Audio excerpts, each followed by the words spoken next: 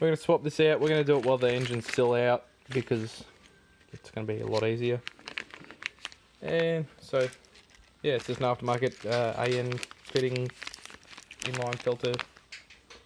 Pretty typical aftermarket replacement for the oil feed. Hopefully keep the turbo alive. Obviously your oil feed's going to be the top one. The coolant ones flow through the side, but obviously your oil feed and drain's pretty much going to be straight up and down in every turbo, or at least very close to it. On the other side of the motor, just near the oil filter, that's where the feed comes from. T's out of here, where the oil pressure sensor is. So we'll take out the pressure sensor. And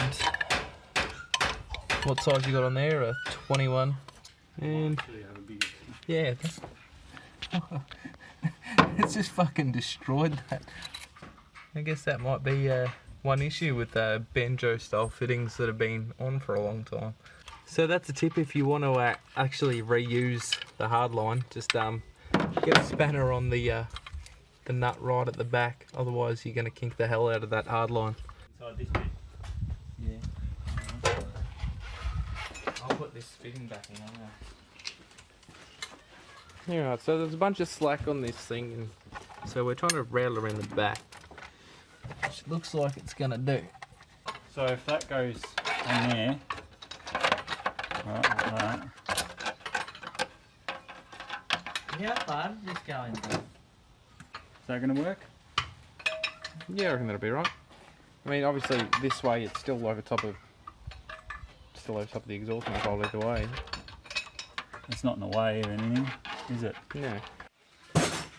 Time to bring out the old Barra 182. With a seat belt. We're using this method again, but we're not going to do it with the turbo motor.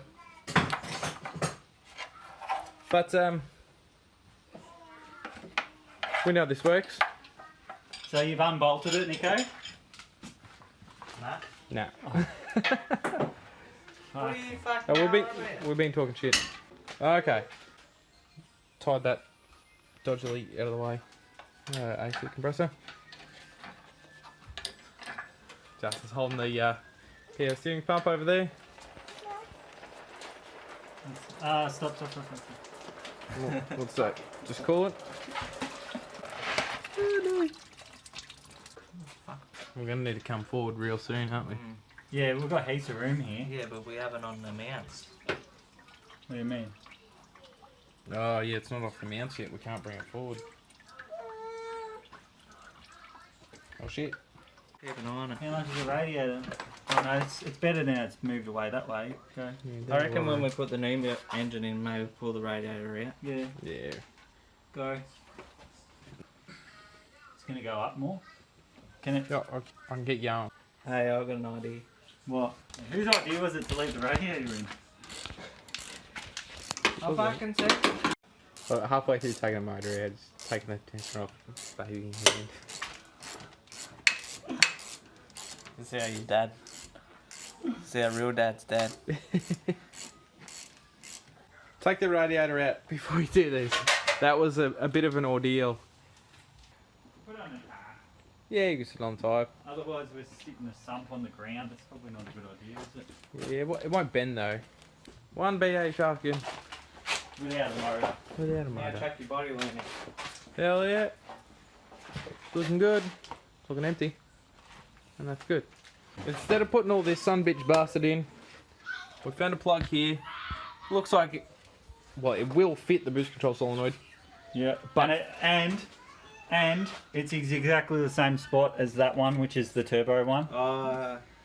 Oh yeah, so It's in the exact same spot as the turbo one. Backlight, AC. Over here, see? It's just 40. tied away because this car doesn't have boost. So that's why they've just tied it away.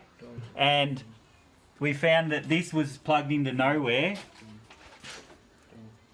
And then this come into, looks like it comes into the engine, to the engine control area. This original ECU, nowhere to plug that. Turbo ECU. There's the spot where it goes. So from all of that turbo loom stuff, the only part you've used is this plug in here that goes to this plug, which I can't pull back out. But Yeah. there.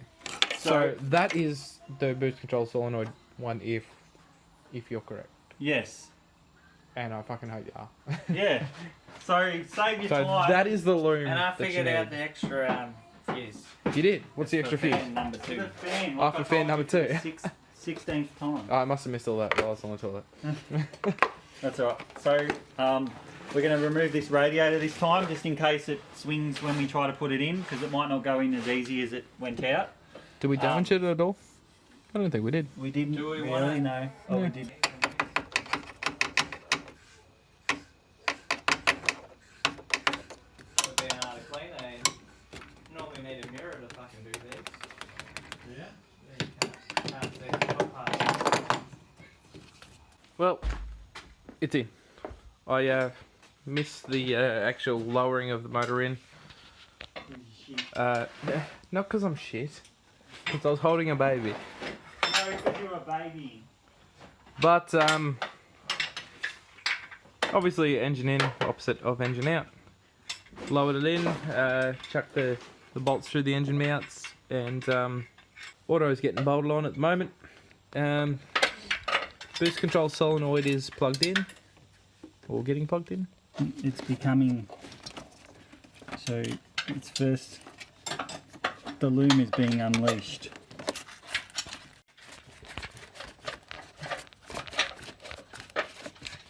Oh, you get... cause it's all taped up out of the way. So if this is correct, and that was the correct connector for the boost control solenoid, it has just kind of got an extra bit of tape on it to sort of hold it in place, because it doesn't actually go anywhere. We don't know where it mounts just yet, but I got a feeling where does it mount? Somewhere around the battery tray, from memory. I don't know. I'm not going to clip it properly because they're a bastard to get off. Oh no, that's really not hard. So now we've just got to find a place to mount it. Are you saying underneath the battery tray? No, like on the side. Or...